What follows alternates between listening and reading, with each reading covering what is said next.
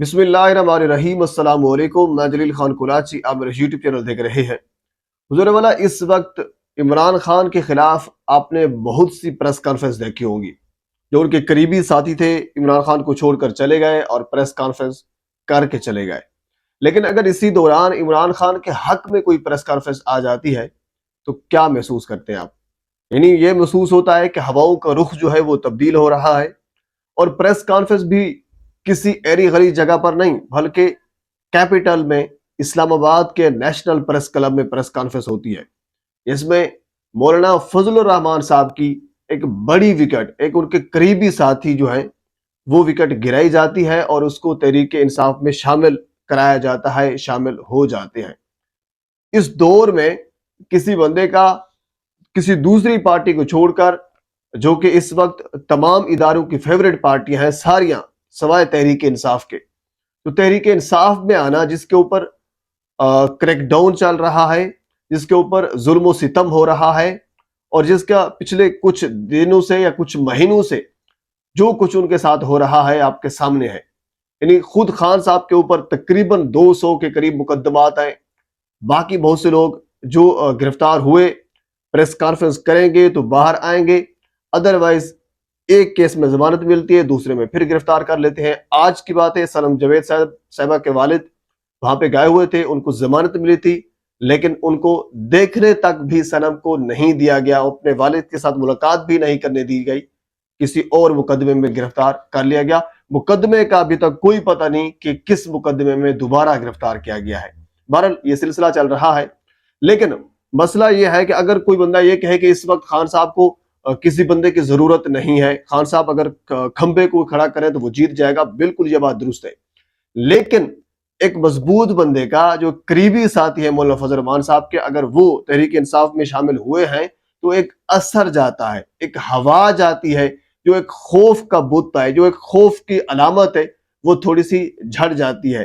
तो इसके बाद फिर कह लीजिए कि थोड़े से आसार खुशी के नजर आते हैं और हवाओं का रुख जो है वो थोड़ा सा तब्दील होता हुआ नजर आता है।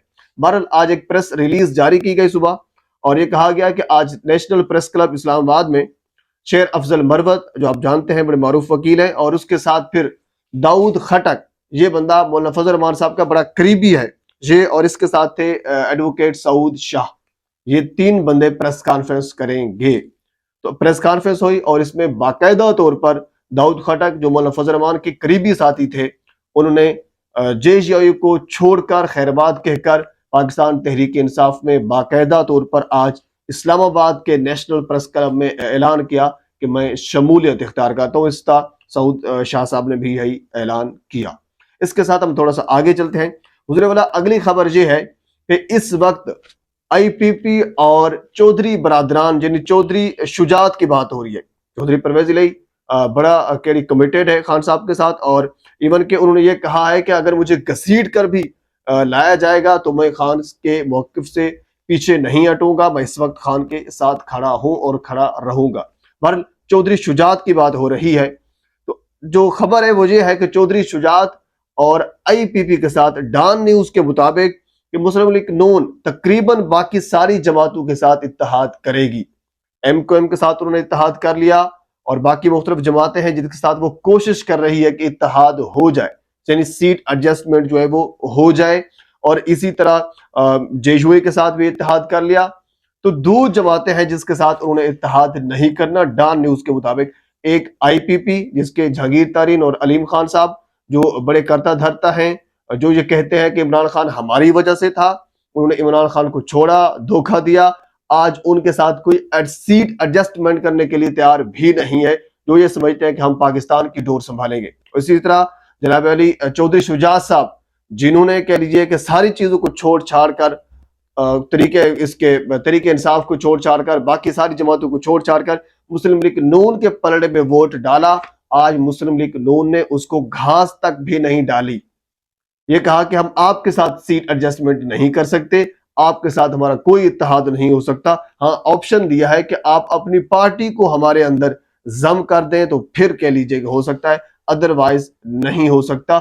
आप ये जरा सोचें कि अब चौधरी जो शुजात साहब हैं, इनके पीछे क्या रह गया है। यानी इतनी कदर भी नहीं है कि आप जिस पार्टी खातर یا جن لوگوں کی خاطر آپ نے کتنی قربانیاں دی ہیں، آج وہ آپ کے ساتھ سیٹ ایڈجسٹمنٹ کرنے کے لیے تیار بھی نہیں ہے اور آپ کے ساتھ کہہ لیجیے کسی قسم کا اتحاد بنانے کے لیے تیار نہیں ہے۔ یہ تو آپ کے اوقات رہ گئی ہے۔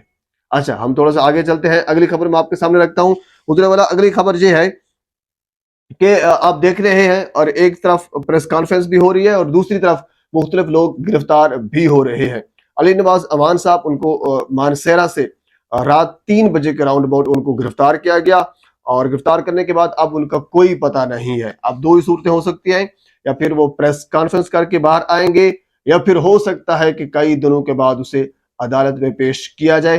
بہرحال اس حوالے سے جو بھی طریقہ کار اپنایا جائے گا وہ آپ کے سامنے میں ضرور رکھوں گا۔ اور اس کے ساتھ اگلی خبر یہ ہے کہ اس وقت مختلف سوشل میڈیا پلیٹ فارم کے اوپر بڑا واویلا ہے، بڑی گہما گہمی ہے، وہ یہ ہے کہ انجینئر محمد علی مرزا صاحب کو عمران خان کے خلاف لانچ کر دیا گیا ہے، کیونکہ ان کے مختلف کلپس جو ہے وہ وائرل کیے گئے ہیں، اور جس میں انجینئر صاحب یہ کہہ رہے ہیں کہ عمران ریاض جو ہے انہوں نے تحقیق نہیں کی، انہوں نے جھوٹ بولا، اور اسی طرح عمران خان کے متعلق بھی انہوں نے کہا ہے کہ وہ ایک ناکام انسان ہے، بل جو ان کا ایک تکیہ کلام ہے اس حوالے سے۔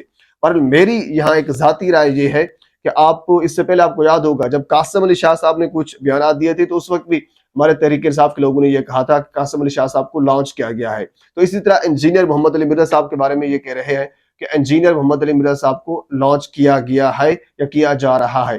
میری ذاتی رائے یہ ہے کہ انجینئر صاحب کہہ لیجئے کہ وہ ان کا یہ ایک وتیرہ رہا ہے، وہ عموماً آپ ان کو مذہب کے حوالے سے دیکھ لیجئے، وہ تمام مکاتب فکر کے جو علماء ہیں وہ ان کے خلاف بھی بات کرتے ہیں، ان کے حق میں بھی بات کرتے ہیں۔ تو اگر آپ یہ تاثر لیتے ہیں کہ اس سے پہلے انجینئر محمد علی مرزا عمران خان کے حق میں بات کر رہے تھے، اداروں کے خلاف بات کر رہے تھے، تو اب وہ اچانک عمران خان کے خلاف کیوں بات کر رہے ہیں؟ تو یہ لہٰذا کہہ لیجیے اس کو لانچ کیا گیا ہے۔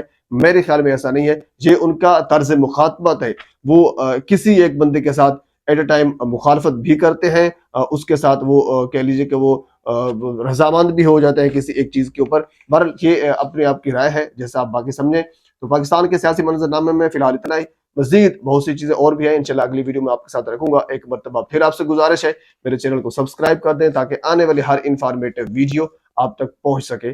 اللہ حافظ۔